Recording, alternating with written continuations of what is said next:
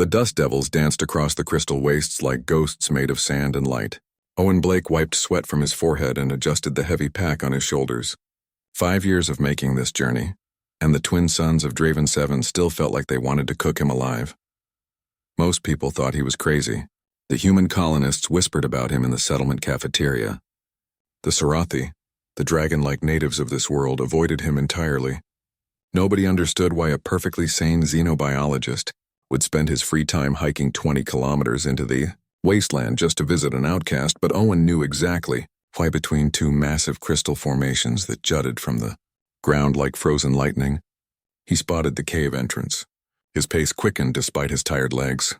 The mouth of the cave was large enough to swallow a transport vehicle, its edges worn smooth by centuries of wind. "Silver," Owen called out, his voice echoing against the crystal walls. "I brought the good stuff this time. Real earth chocolate. Don't tell me you've developed a taste for it just to humor me." Silence answered him. Owen's stomach tightened. Silver always greeted him before he even reached the cave. Her hearing was sharp enough to catch his footsteps from half a kilometer away. He moved deeper into the cave, his eyes adjusting to the dimness. The interior was surprisingly cool, a relief from the brutal heat outside.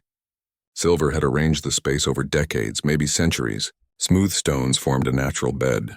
A small pool of water collected in one corner from an underground spring.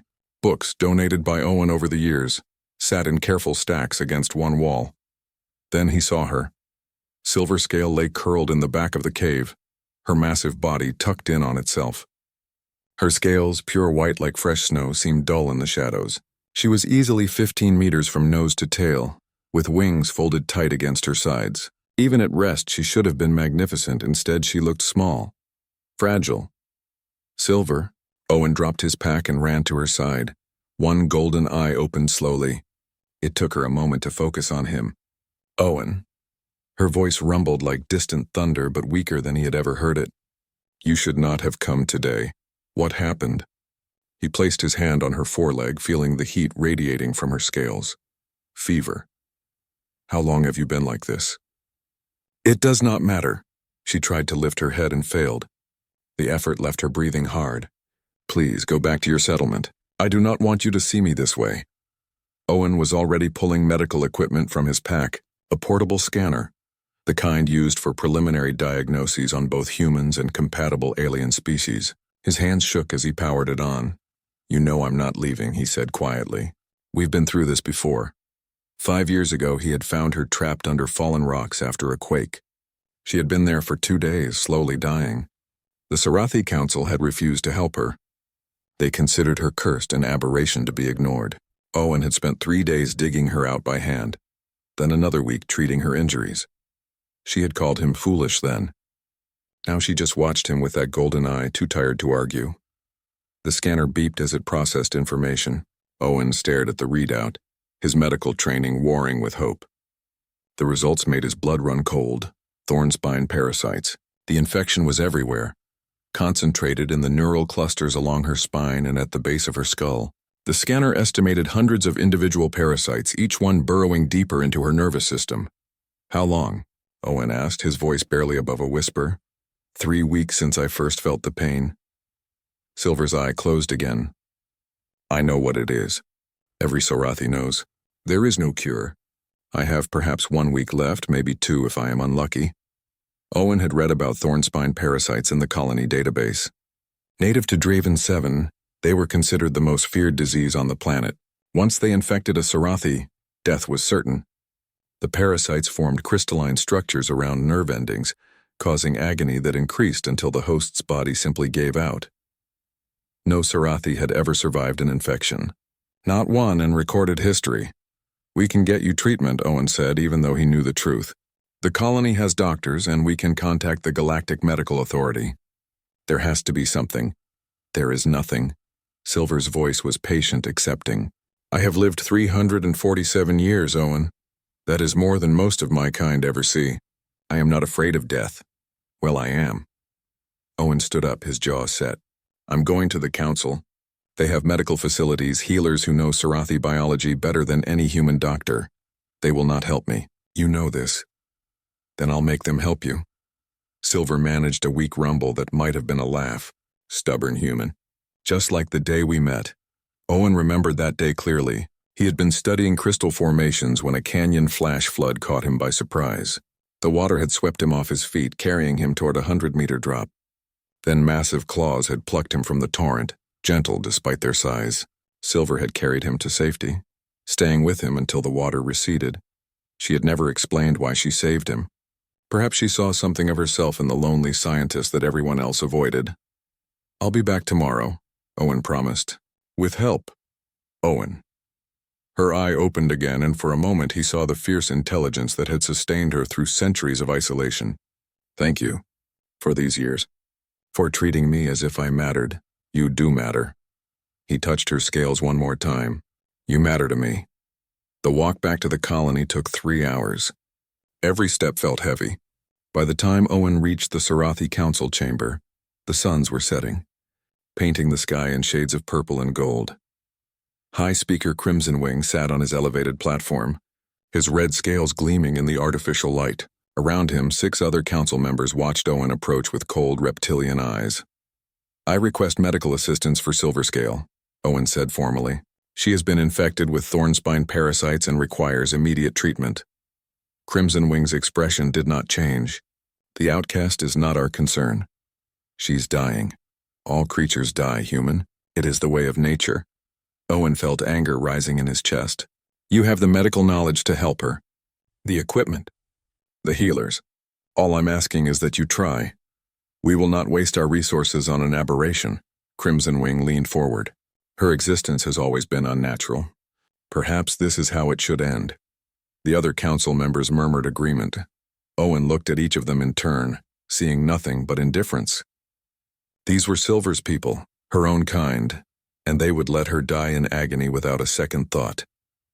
"Then damn you all," Owen said quietly.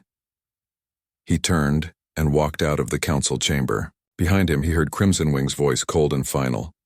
"Do not return here on this matter, human. Our decision stands." That night Owen sat in his quarters staring at his computer screen. Dr. Hallie Reed had been sympathetic when he explained the situation, but she had been honest too. Human medicine knew almost nothing about Sarathi physiology. Even if they wanted to help, they had no idea where to start. The Galactic Medical Authority database confirmed what he already knew. Thornspine parasites were considered incurable. Every xenobiologist in known space had studied them at some point. None had found a solution. Owen pulled up his personal files, scrolling through years of research notes and case studies from his time as a veterinary student on Earth. He had specialized in large reptiles before switching to xenobiology. Somewhere in all that old data, there had to be something useful. His eyes burned from staring at the screen. His coffee had gone cold hours ago, but he kept searching, driven by desperation and something deeper, something that felt like love. Silver had saved his life once. She had given him friendship when he had none.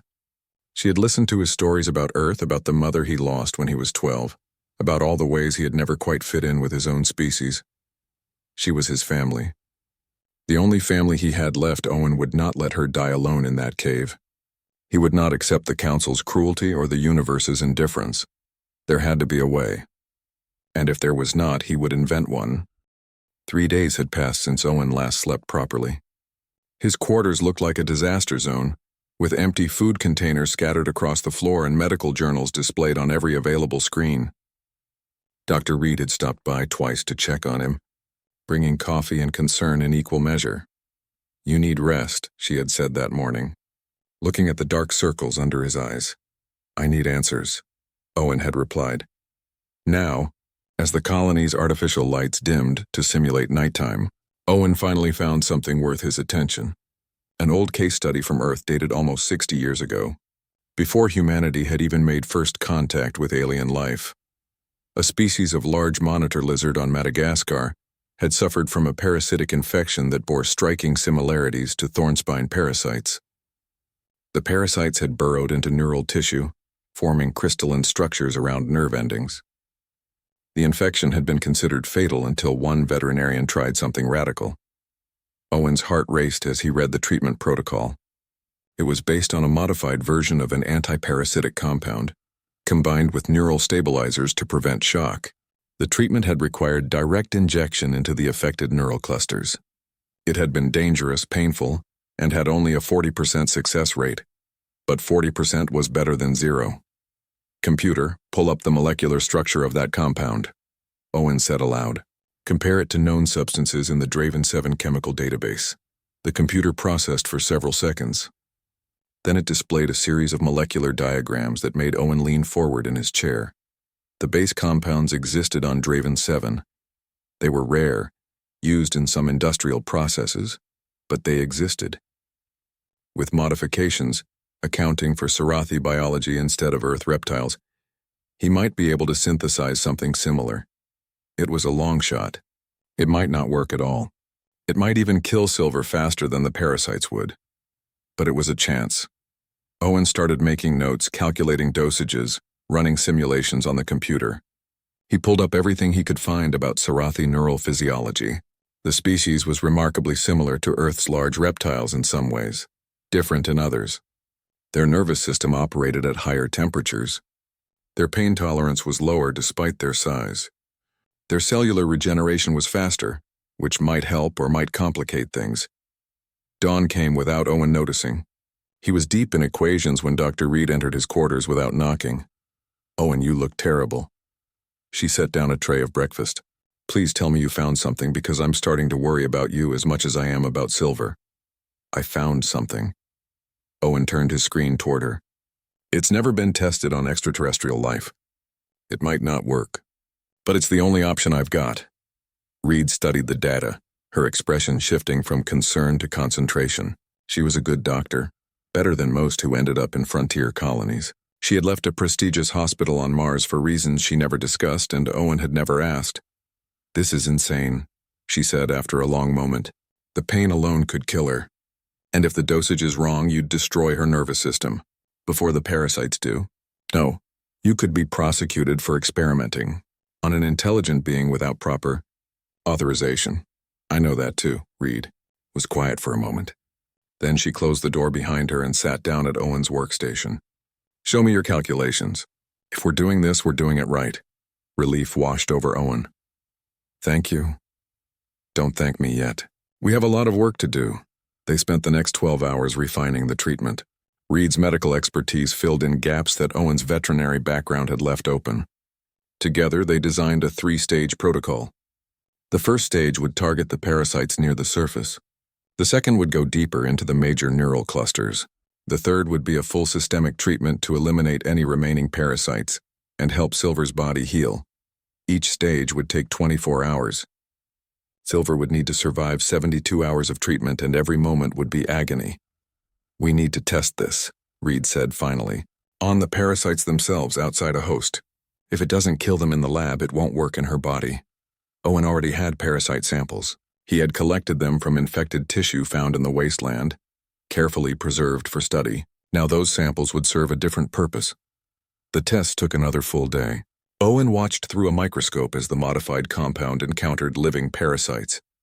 For the first few minutes, nothing happened. Then the parasites began to break down.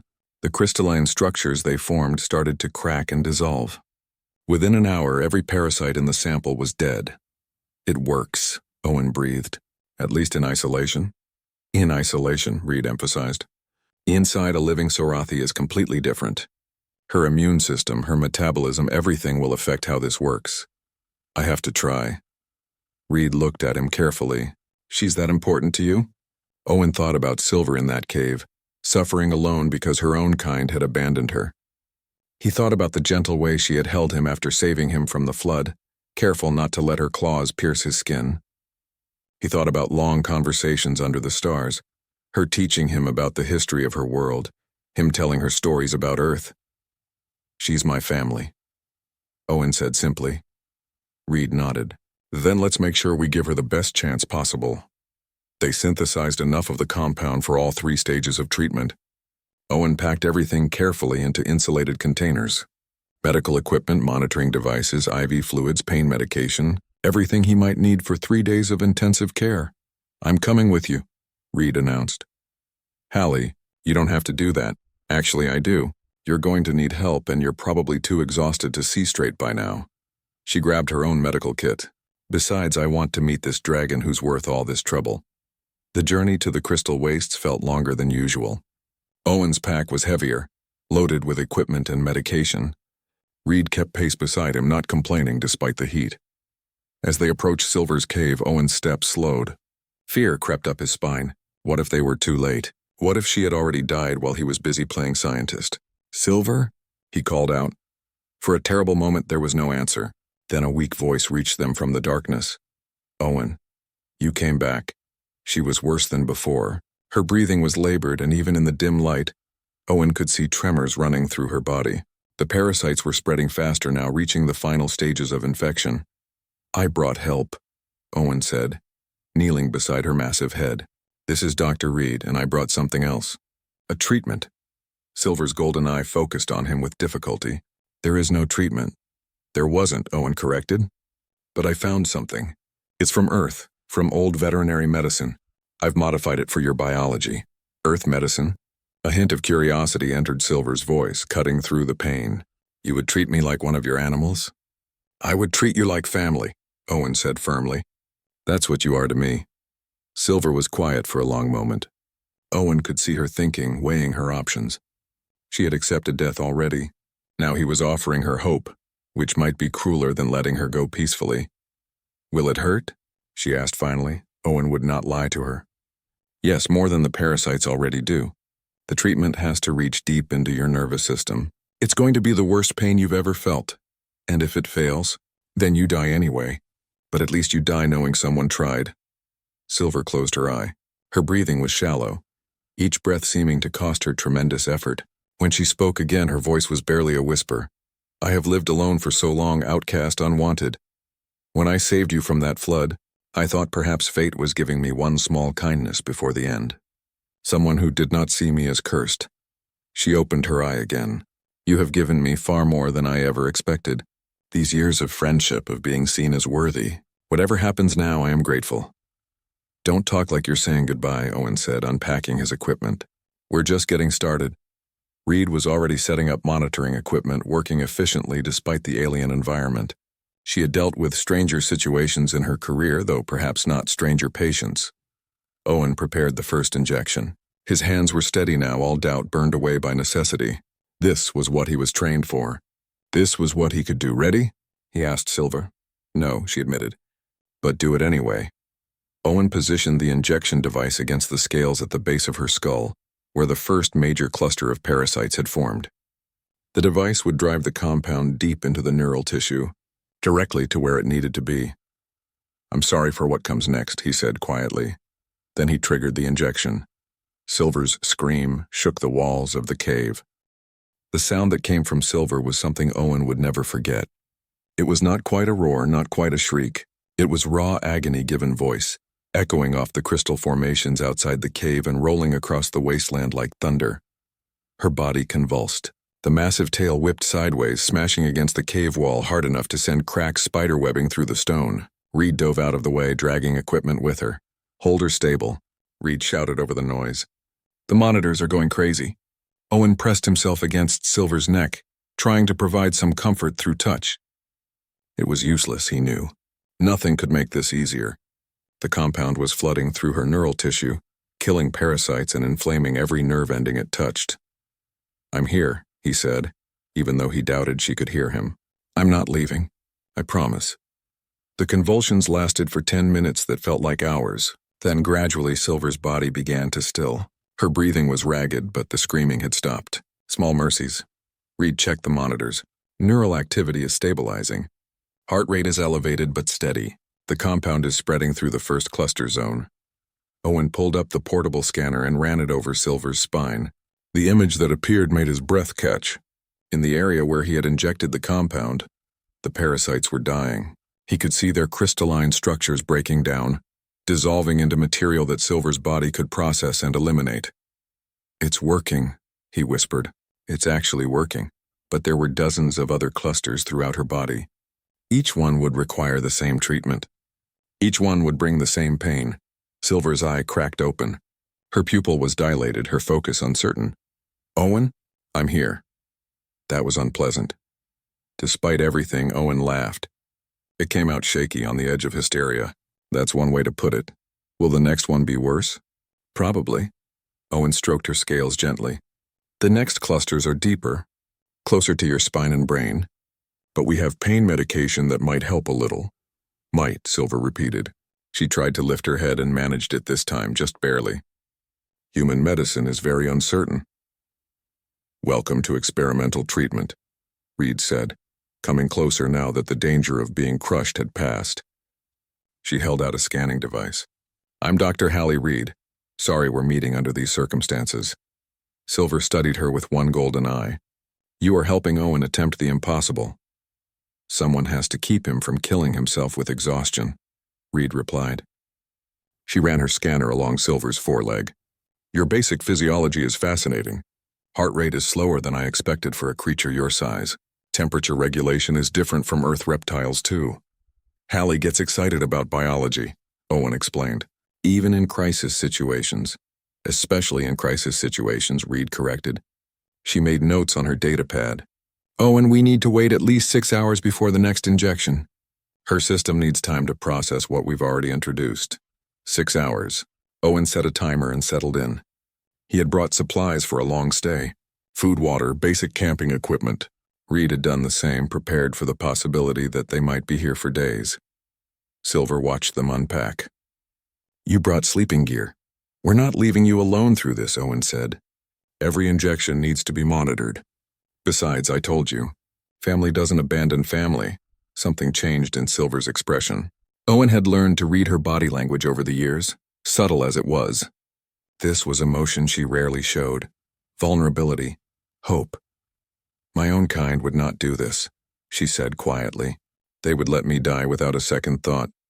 Then your kind are fools, Reed said bluntly. She had set up a small camp stove and was heating water for coffee. Intelligence is supposed to be accompanied by compassion. Any species that forgets that is doomed. Silver made a sound that might have been agreement. Humans are strange creatures. You have been in the galaxy for such a short time, yet you do things that older species would never consider. Like trying to cure the incurable? Owen asked. Like caring? Silver shifted slightly, trying to find a more comfortable position. The Sarathi have been spacefaring for 3,000 years. We have treaties with a dozen species. We consider ourselves enlightened, yet we exile our own for being different. We let our elders die alone if they are deemed unworthy. We value tradition over kindness. Not all Sarathi think that way, Owen said. I've seen young ones questioning the Council's decisions. Perhaps.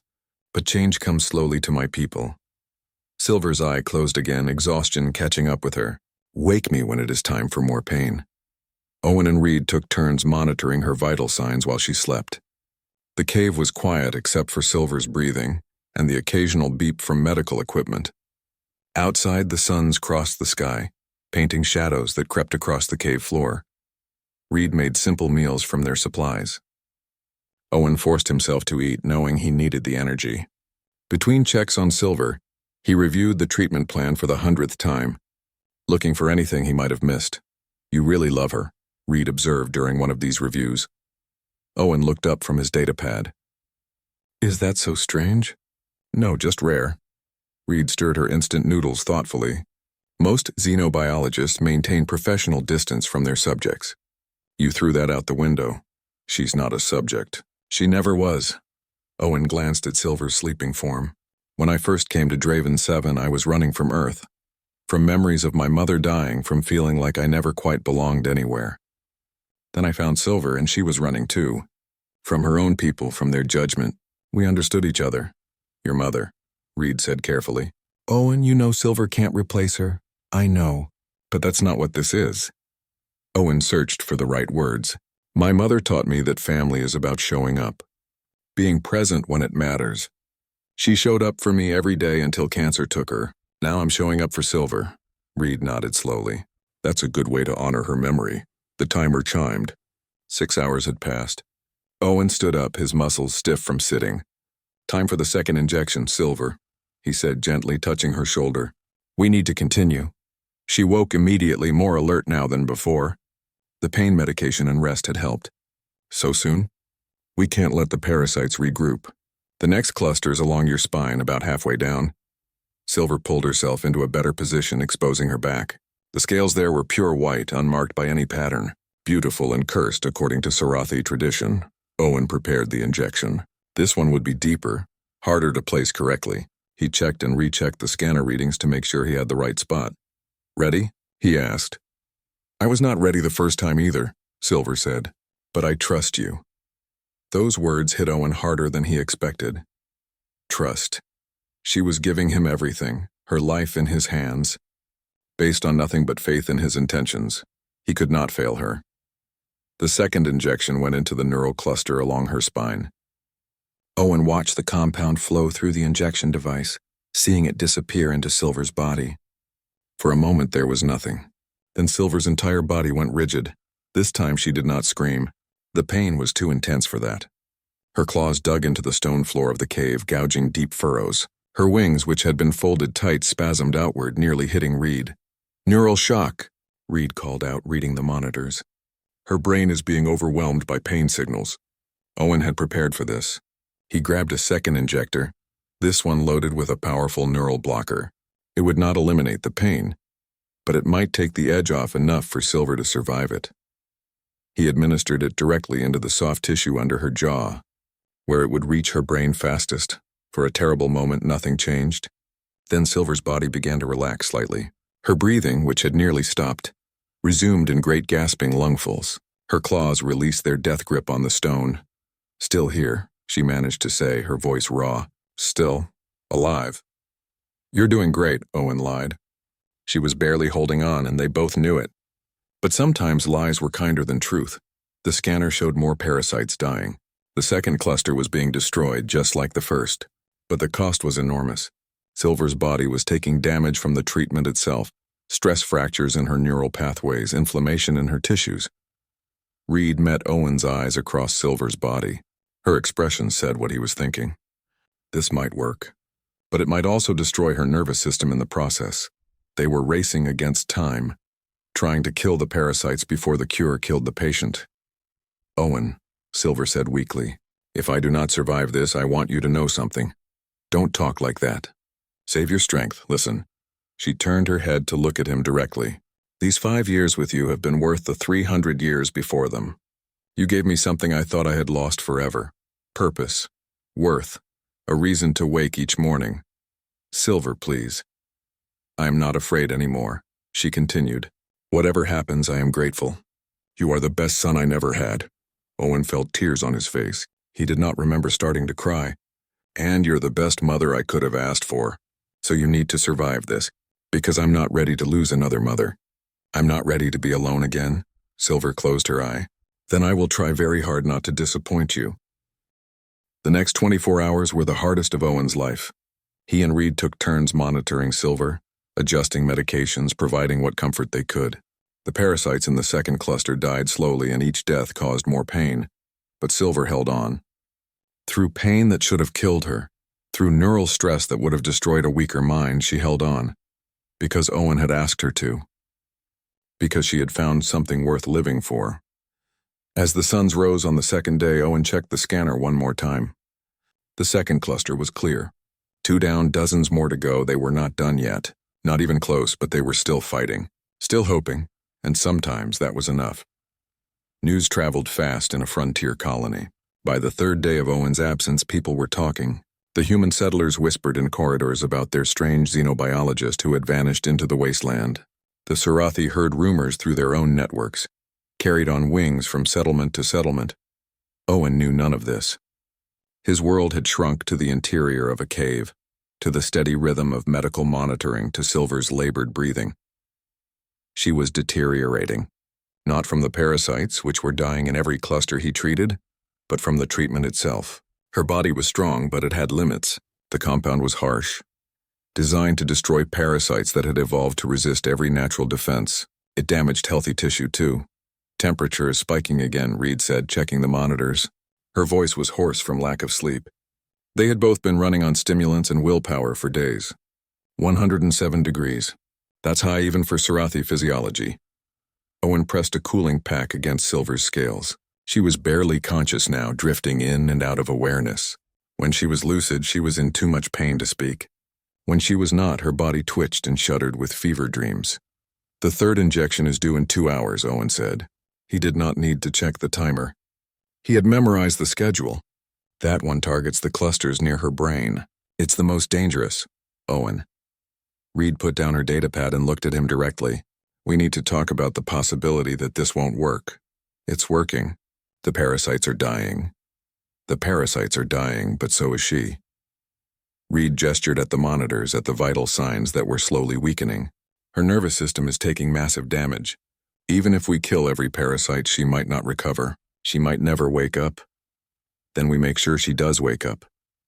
Owen's voice was firm, allowing no doubt. Doubt was the enemy now. Doubt would make his hands shake when they needed to be steady. Reed was quiet for a moment. Then she nodded. "All right, but we need more supplies.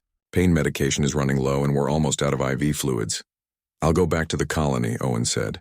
"You stay with her." "Owen, you can barely stand." "Let me go." "No." He was already packing a small bag. "If something happens while I'm gone, you're the better doctor. You have a better chance of keeping her alive." Reed wanted to argue. Owen could see it in her face. But she knew he was right. "Be fast and be careful. You're no good to Silver if you collapse from exhaustion on the way." The journey back to the colony was a blur. Owen's legs moved on autopilot, carrying him across the wasteland while his mind stayed in the cave. He kept seeing Silver's face, kept hearing her labored breathing. He was so focused on his thoughts that he almost missed the crowd. The colony's main square was full of people. Humans and Sarathi alike, gathered in unusual numbers for the middle of the day. They were facing the direction of the crystal waste, talking in low voices. Owen pushed through the crowd, heading for the medical supply depot. He did not have time for whatever this was. "That's him," someone said. "That's the human who's treating the outcast." Owen stopped. Slowly, he turned to face the crowd. They were all looking at him. Dozens of faces, human and alien alike, watching with expressions he could not quite read. Curiosity, concern, something else. A young Sarathi pushed forward. She was small for her species, her scales a deep green color. "Is it true?" she asked. "Are you really trying to cure thornspine parasites?" "I don't have time for this," Owen said. "Please." The young Sarathi moved closer. "My brother died from that infection last year. The council said nothing could be done." "But you're trying anyway?" Owen met her eyes. He saw hope there. Desperate, painful hope. "I'm trying," he admitted, "but I don't know if it will work." "No one has ever tried before," the young Sarathi said. "That alone is more than my kind would do for someone they consider cursed." Murmurs ran through the crowd. Owen saw several Sarathi nodding, their expressions thoughtful. The humans looked sympathetic, though most of them had probably never given Silver much thought before now. "I need medical supplies," Owen said. "Then I need to get back to her." "I'll help you carry them," the young Sarathi offered. "So will I," a human colonist added. Before Owen could protest, half a dozen volunteers had surrounded him. They followed him to the supply depot, helped him gather everything he needed, packed it efficiently for the journey back. "Why are you helping?" Owen asked as they worked. The young Sarathi, who had introduced herself as Verdant, answered quietly. "Because you are showing my people what they should have been all along. Compassionate. Willing to fight for those who cannot fight for themselves. Your council won't see it that way. The council is old and set in their ways." Verdant secured a pack of medical supplies. "But I am not the only young one who questions their decisions. If the outcast survives because a human refused to give up, it will mean something. It will change things." Owen wanted to tell her not to build her hopes on this. Silver might still die. The treatment might fail in the final stages. But looking at Verdant's face, at the faces of the other young Sarathi in the crowd, he kept silent. Sometimes people needed hope more than they needed truth. The group helped him carry supplies back toward the wasteland. They could not go all the way to the cave, not without the council's knowledge becoming public. But they carried the heavy packs for several kilometers, lightening Owen's burden. As they turned back, Verdant touched Owen's arm gently with one claw. "Tell her that some of us care." "Tell her she is not forgotten," Owen nodded. He could not trust his voice to speak. The sun was setting when he returned to the cave. Reed looked up from monitoring equipment, relief clear on her face. "Thank the stars. I was getting worried." Owen set down the supplies. How is she? The same. No better, no worse. Reed helped him unpack. We're at a critical point, Owen. The next injection either saves her or destroys what's left of her neural function. There's no middle ground anymore. Silver's eye opened just slightly. She had been listening. Then we should proceed. Silver, you need rest. I have been resting. Her voice was weak but determined. The pain is constant whether I sleep or wake. Let us finish this. Owen prepared the third injection with hands that wanted to shake. This was it. The cluster near her brain. The most dangerous parasites in the most dangerous location. Too little of the compound and they would survive. Too much and he would destroy her mind. He had run the calculations 100 times, checked and rechecked the dosage, but calculations meant nothing when faced with living tissue, with the unpredictable complexity of biology. Owen, Silver said, look at me. He met her golden eye. I trust you, she said simply. Whatever happens, it was my choice. You gave me that. Choice, dignity, love. Even if I die now, I die knowing I mattered to someone. You matter to a lot of people, Owen said. He told her about the crowd, about Verdant and the young Sarathi who were watching and hoping. You're becoming a symbol of what your species could be. Silver's eye widened slightly. That is a heavy burden for an outcast to carry. Good thing you're strong enough to carry it. Owen positioned the injection device. Ready? No, but do it anyway. The injection went deep, deeper than any before it. Owen watched the compound flow into the tissue surrounding Silver's brain. Watched it spread through neural pathways that controlled memory, personality, everything that made Silver herself. For 10 seconds, nothing happened. Then Silver's body arched upward, defying gravity despite her massive size. Her wings spread fully for the first time in days, filling the cave with white membrane. Her claws gouged the stone, her tail smashed against the walls, and she screamed. Not in pain this time. This was different. This was a sound of pure defiance, of rage against death itself. It echoed across the wasteland, rolling through the crystal formations, carrying for kilometers in every direction. In the colony, people stopped what they were doing. They turned toward the wasteland, hearing that scream, and wondered if it meant death or life. In the cave, Owen held onto Silver's neck as her body convulsed. Reed worked frantically to stabilize her vital signs to keep her heart from giving out under the stress. Stay with us, Owen said, his voice lost in the noise. Stay with us, Silver, please. The convulsions lasted for 20 minutes. Then slowly they began to ease. Silver's wings folded. Her body lowered back to the ground. Her breathing was rapid but steady. Owen checked the scanner with shaking hands. The parasites near her brain were dead. All of them. The compound had worked perfectly, destroying the infection without damaging the surrounding tissue. Silver was alive. Her brain was intact. They had done it, Owen, Reed said urgently. Look at this. She pointed to a different monitor, one showing overall parasite distribution. Owen stared at the readout, not quite believing what he saw. The compound had spread farther than expected. The injection near her brain had pushed medication through her entire nervous system. Parasites throughout her body were dying, not just in the targeted cluster. Is that what I think it is? Owen asked. The systemic effect we were hoping for. Reed's voice was filled with wonder. The third injection pushed her over the threshold. Her immune system is recognizing the parasites as foreign now, attacking them alongside the medication. Owen, she's going to make it. She's actually going to make it. Owen sank to his knees beside Silver's head. Exhaustion hit him all at once, 3 days of tension releasing in a single moment. He pressed his forehead against her scales and let himself cry. Thank you, he whispered. Thank you for holding on. Silver's eye opened. It was clearer than it had been in days. Did we succeed? Yes. Owen could barely speak through the tears. Yes, we succeeded. Good. Silver's eye closed again. Then I believe I will sleep now. Proper sleep, without pain. Within minutes her breathing had evened out. Deep, steady, healthy. Reed checked her vital signs and smiled. She's stable. Actually stable, not just barely hanging on. The fever is breaking. Oh, and she's going to be fine. Outside the cave, dawn was breaking. The 4th day since treatment began. The day everything changed. Silver slept for 16 hours straight. Owen and Reed took turns keeping watch, monitoring her recovery with careful attention. Every hour that passed showed improvement. Her fever dropped to normal levels. Her breathing grew stronger. The tremors that had racked her body for days finally stopped. When she woke, her golden eyes were clear and focused.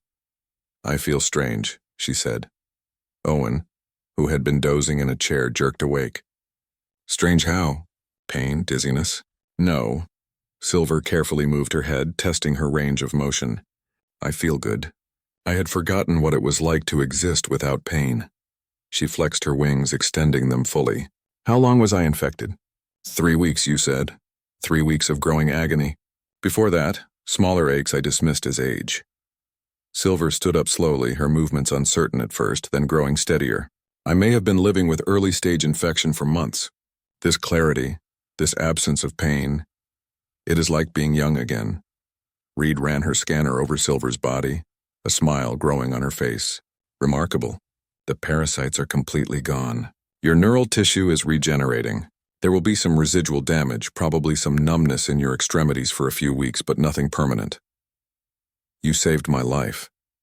Silver looked from Reed to Owen. "Both of you. I do not have words sufficient to express my gratitude." "You don't need words," Owen said. "You're family. This is what family does." Silver lowered her massive head until she was eye level with Owen. "Then I am the luckiest creature in the galaxy, to have found a family when I thought I would die alone." A sound from outside the cave made them all freeze. Voices. Many voices, growing closer. Owen moved to the cave entrance and looked out. What he saw made his breath catch. A crowd had gathered in the crystal wastes. At least 50 people, human and Sarathi, standing in the morning sun. And at the front of the crowd, looking stern and angry, was High Speaker Crimson Wing with his council. "This is going to be trouble," Owen muttered. He walked out of the cave to face them. Reed followed, positioning herself beside him. Behind them, Silver emerged slowly, her white scales gleaming in the sunlight. The crowd fell silent. Every eye fixed on Silver, on the outcast who should have been dead. Crimson Wing's scales seemed to darken with anger. "What have you done, human?" "I saved her life," Owen said simply. "That's what I did. You had no right." The council's decision was clear. We would not waste resources on an aberration. "Good thing I didn't ask for your resources then." Owen crossed his arms. "I used human medicine, human knowledge, human determination. And it worked." Murmurs ran through the crowd. Several young Sarathi pushed forward, including Verdant. They were looking at Silver with something like wonder. "She is alive," Verdant said, her voice carrying across the wasteland. "The Thornspine parasites are cured. A human did what all our healers said was impossible. Impossible for good reason." Crimson Wing's voice boomed. "This human has experimented on an intelligent being without authorization. He has violated a dozen galactic medical ethics codes. He has interfered with natural order." "Natural order?" Owen's voice was quiet but hard. "You mean your prejudice. You were content to let her die because she looks different, because her scales are white instead of colored. That's not natural order. That's cruelty. You know nothing of our culture, human. Albinism in Sarathi has always been a sign of ill fortune. For 300 years, this creature has brought misfortune to those around her." "I am standing right here," Silver said, her voice cutting through the argument like a blade. "If you wish to speak of me, High Speaker, you might do me the courtesy of addressing me directly." Crimson Wing turned to her, and for a moment, something like surprise crossed his face. He had probably never heard Silver speak in public before. She had been silent for so long, accepting her exile without protest. "You should have died with dignity," Crimson Wing said. "Instead, you allowed this human to defile you with his experiments." "Dignity?" Silver took a step forward. Her full size was impressive when she chose to display it. "You speak to me of dignity? You who cast me out as a hatchling for something I could not control? You who let your own people die from parasites rather than admit you did not have all the answers? We have our ways, our traditions. Your traditions are hollow." Silver's voice grew stronger. "I have lived 347 years in exile. I have watched your precious traditions hurt others like me, others who were different. I have seen young ones hidden away by their families, seen the elderly abandoned when they became inconvenient. And I said nothing because I believed I deserved my exile." She spread her wings wide. The morning sun shone through the white membranes, creating a halo effect that made her look almost divine. But this human showed me something your traditions never could. Compassion without condition. Love without judgment. He saw worth in me when my own kind saw only a curse. And because of him, I live. Not just survive, live. The crowd was completely silent now. Even Crimson Wing seemed at a loss for words. You want to charge him with crimes? Silver continued. Then charge me as well. I consented to the treatment. I chose this path, and I would choose it again every time. Verdant stepped forward from the crowd. I stand with the human and the outcast. Another young Sarathi joined her. As do I, then another, and another. Within moments, a dozen young Sarathi had separated themselves from the crowd, forming a line between Owen and the council. This is rebellion, Crimson Wing said, but his voice had lost its certainty. This is evolution, Verdant replied. The Sarathi have been stagnant for 1,000 years. We cling to traditions that no longer serve us. We exile our different ones, we refuse to adapt, we reject new ideas. And where has it gotten us? We are a proud people with a long history. We are a dying people with no future, another young Sarathi said. Our birth rates decline. Our youth leave for other worlds, and why? Because we cannot imagine a society built on anything other than conformity. The human shows us another way, Verdant said.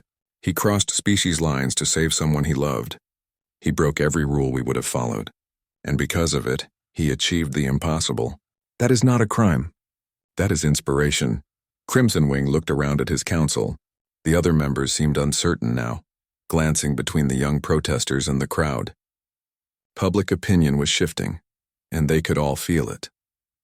The Galactic Medical Authority will still want a full report, one of the council members said quietly.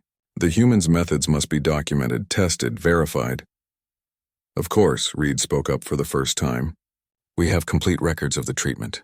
Every step, every dosage, every result. We're happy to share everything with the medical community. And if other Sarathi become infected? Another council member asked. Could this treatment be replicated? Yes, Owen said. It would need to be adjusted for individual physiology, but the basic approach should work. We've proven that thorn-spine parasites can be cured. No Sarathi has to die from them anymore. That changed everything.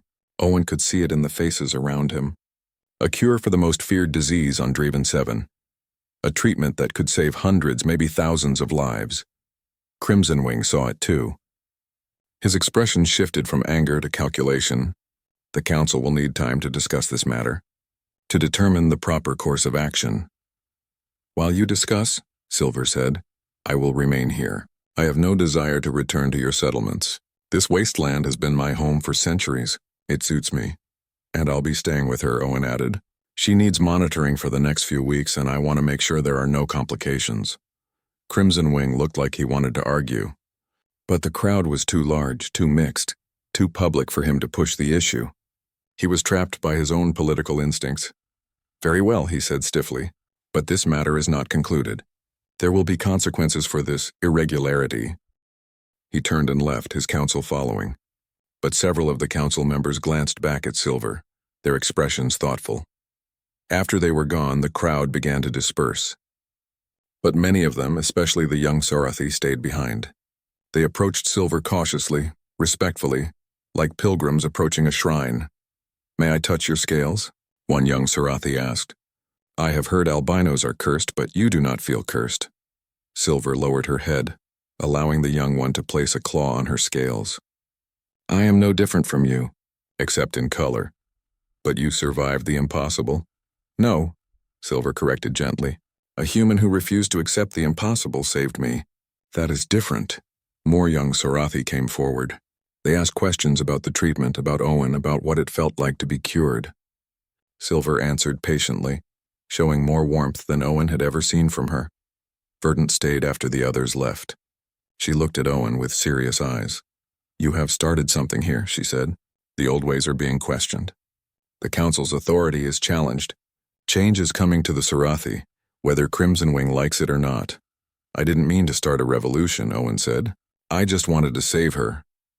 The best revolutions always start with love, Verdant replied. She touched her claws to her chest in a Sarathi gesture of respect. Thank you for showing us what we could be. As the sun climbed higher, Owen sat beside Silver's cave entrance. Reed had returned to the colony to file her medical reports and get some real sleep. The wasteland was quiet again, just Owen and Silver like it had been for 5 years. Do you regret it? Silver asked. The attention? The conflict with the council? Owen thought about it. No, I'd do it all again. Even knowing what it might cost you? Especially knowing that. Silver was quiet for a moment. Then she said, You know what I find most remarkable about humans? What? You are such a young species. You have been in the galaxy for barely a generation. Yet you do things that ancient races would never consider. You love fiercely. You fight against impossible odds. You refuse to accept that some things cannot be changed. She turned her golden eye toward him. You are reckless and impulsive and gloriously beautifully alive in a way that older species have forgotten how to be. Is that a compliment? It is the highest compliment I know how to give. Owen smiled. Then I'll take it. They sat together in comfortable silence, watching the crystal formations sparkle in the sun. Somewhere in the colony, reports were being filed. Somewhere in council chambers, heated debates were happening. Somewhere in the galaxy, the news was spreading that the incurable had been cured. But here, in this moment, there was just a human and a dragon, a son and a mother, two outcasts who had found family in the most unlikely place. And that was enough. 3 months had passed since Silver's recovery. The crystal waste looked different now. What had once been an empty, hostile place had become something else entirely. Owen stood outside his new research station, watching the morning activity. The building was modest, made from local materials and human engineering. It housed a medical facility, a laboratory, and living quarters for himself and visiting researchers. Solar panels caught the light of Draven 7's twin suns, powering equipment that hummed quietly in the background. But the building was not what made this place different. It was the people. A young Sarathi named Bronze was carefully measuring parasitic samples in the lab, his movements precise under Owen's training. 2 human medical students from the colony were learning Sarathi physiology, their notebooks filled with observations. Dr. Reed visited twice a week to check on ongoing studies and to simply spend time with Silver, who she had grown fond of. And there were the visitors. They came every day now, Sarathi from across Draven 7, traveling to the wasteland to see the albino who had survived. Some came out of curiosity. Some came seeking medical advice. Some came because they too were outcasts, different in ways their society did not accept, and they wanted to meet someone who understood. Silver handled it with grace. She sat near her cave entrance most days, speaking with visitors, sharing her story, offering quiet wisdom earned through centuries of isolation. She never turned anyone away. Owen checked his datapad, reviewing the day's schedule. 3 patients scheduled for parasite treatment, all in early stages of infection. The treatment protocol he had developed was now being used across the planet. The mortality rate for thornspine parasites had dropped from 100% to less than 10% in just 3 months. The Galactic Medical Authority had been very interested in his work. Very interested indeed, Owen, Bronze called from the lab entrance. The transmission from the authority is coming through. You wanted to be present for it. Owen hurried inside. The main screen showed the seal of the Galactic Medical Authority, then switched to show a dignified alien with gray skin and multiple eyes. Dr. Kellis, the head of the Xenoparasitology Division. Dr. Blake, Kellis said formally. Thank you for making time for this call. Of course, Owen replied. He still was not used to being called doctor. His veterinary degree from Earth had suddenly gained new prestige once his treatment proved successful. I am contacting you with an official announcement, Kellis continued. The authority has completed its review of your thornspine parasite treatment protocol. We have tested it on 14 different species with compatible biology. The success rate is remarkable. Owen's heart raced. And the authority is formally adopting your treatment as the standard protocol for parasitic neural infections across 12 species. Your methodology is being added to our medical database, and we would like to offer you a position as senior researcher in our Xenoparasitology division. The lab went silent. Bronze stared at Owen with wide eyes. The human students looked equally shocked. That's a very generous offer, Owen said carefully, but I'll have to decline. Kellis's multiple eyes blinked in surprise. You decline? This position would give you resources beyond anything available on Draven 7. You could work with the greatest medical minds in the galaxy. I'm sure I could, Owen agreed. But my place is here. There's too much work to do, and I'm not leaving Silver, the Sarathi outcast. Kellis made a note on some unseen device. We have heard about your unusual bond. Very well. The Authority respects your decision, though we believe it is short-sighted. However, we will still be adopting your treatment protocol. You should know that early estimates suggest it will save approximately 30,000 lives per year across known space. 30,000 lives. The number was staggering. That's good, Owen said quietly. That's what matters. After the transmission ended, Bronze approached him. You turned down the Galactic Medical Authority. Do you know how many researchers would kill for that opportunity? Probably a lot, Owen admitted. But opportunities don't matter much if you're not where you're supposed to be. He walked outside and found Silver where he had left her, speaking with a group of young Sarathi. They were listening with rapt attention as she described the history of the crystal wastes. And here, Silver was saying, the ancient Sarathi built their first settlement on Dreven 7. Before the Council, before the traditions that now govern us, our ancestors simply lived. They accepted all colors, all forms, all differences. What changed? One of the young ones asked. Fear, Silver replied. Fear of the unknown. Fear of standing out. Fear that difference might mean weakness. So they created rules to enforce sameness. And over centuries, those rules became tradition, and tradition became law. But you're changing that, Verdant said. She had become Silver's most frequent visitor, often bringing others who wanted to hear the outcast's perspective. By surviving, by being visible, you're showing us those traditions are wrong. No, Silver corrected gently. I am simply living. Owen is the one who changed things. He looked at tradition and said, this is wrong. Then he acted on that belief. Owen waited until the visitors left before approaching. Silver turned her golden eyes toward him, and he saw contentment there. A peace that had not existed 3 months ago. Big news, Owen said, settling onto a flat rock beside her. The Galactic Medical Authority adopted the treatment protocol. They estimate it will save 30,000 lives a year. That is significant. Silver lowered her head to his level. You should be proud. They offered me a job. Senior researcher position. I turned it down. Silver was quiet for a moment. You did not have to do that. Yes, I did. Owen looked out across the wasteland at the research station, at the paths being worn into the sand by daily visitors. This is where I belong, with you. Building something new here. What we are building may not last, Silver warned. Crimson Wing and the old council members still resist. They speak against the changes, against the mixing of traditions. Let them speak. The young ones are listening to you now, not them. It was true. In 3 months, the social landscape of Dreven 7 had shifted dramatically. More young Sarathi were questioning the old ways. Mixed groups of humans and Sarathi were common now in the colony.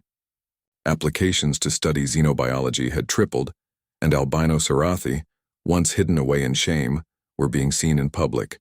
3 families had reached out to Silver, asking her advice on raising albino hatchlings. She had visited each one personally, assuring the parents that their children were not cursed.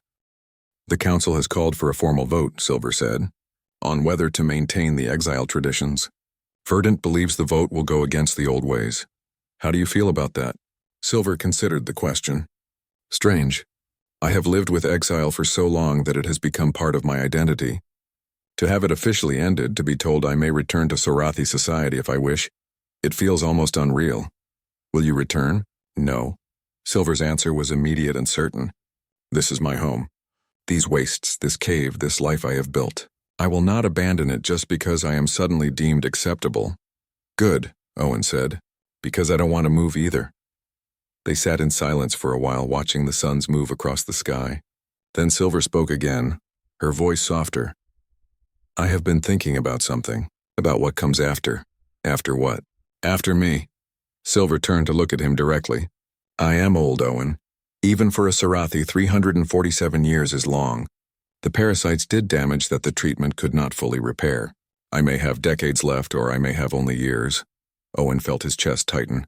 Silver. Listen, she was gentle but firm. When I die, this place will still exist. The research station, the medical work, the community that is forming. Promise me you will continue it. That you will keep building this bridge between our species, I promise. Owen's voice was rough, But you're not dying anytime soon. You're healthy, strong. I am also realistic. Silver touched his shoulder with one claw, the gesture affectionate. You gave me a gift beyond life, Owen. You gave me purpose in my final years. These months have been richer than centuries that came before. Whatever time I have left, I will spend it well. A commotion from the direction of the colony drew their attention. A vehicle was approaching, moving fast across the wasteland. It pulled up near the research station and Dr. Reed jumped out, her expression urgent. Owen! We have an emergency. A Sarathi juvenile was just brought to the colony with advanced thornspine infection. The parents refused treatment at first, believed the traditional ways. But they've changed their minds. They're asking for you. Owen was already moving. How advanced? Very. The child has maybe 24 hours. Get my equipment loaded. I'll need to treat on site. Owen turned back to Silver. I have to go, I know. Silver's eyes were bright. Go save another life, my son. I will be here when you return. The treatment of the juvenile Sarathi took 18 hours.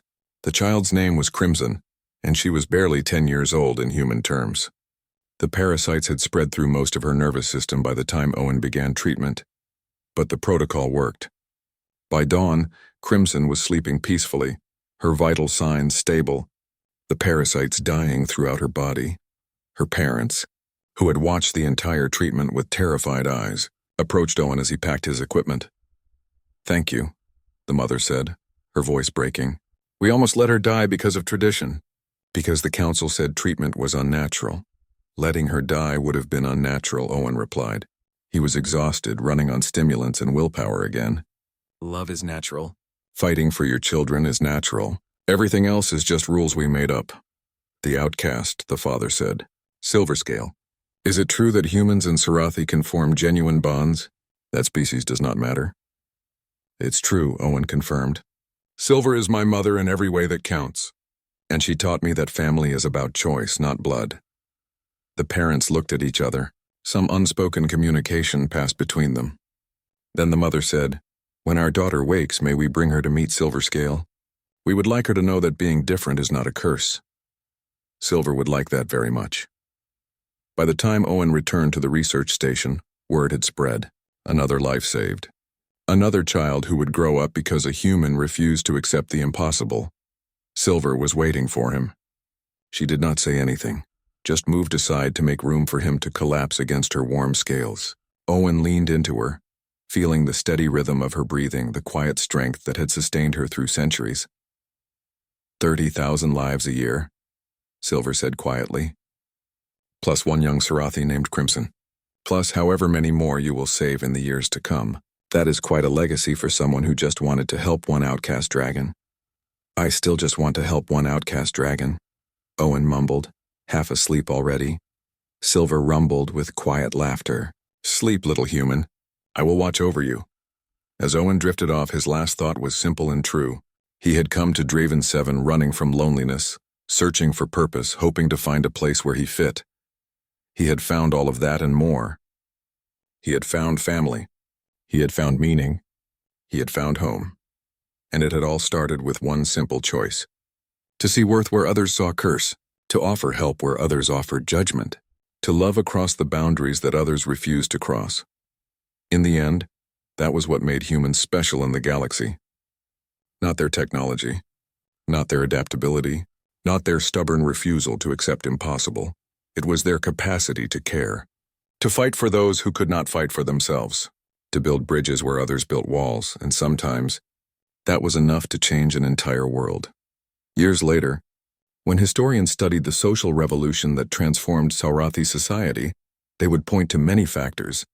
The adoption of human medical techniques, the rise of young progressive leaders, the gradual decline of the old council's influence. But those who were there, who witnessed the beginning, knew the truth. It started with a human who loved his dragon mother, and a dragon who loved her human son. Everything else followed from that.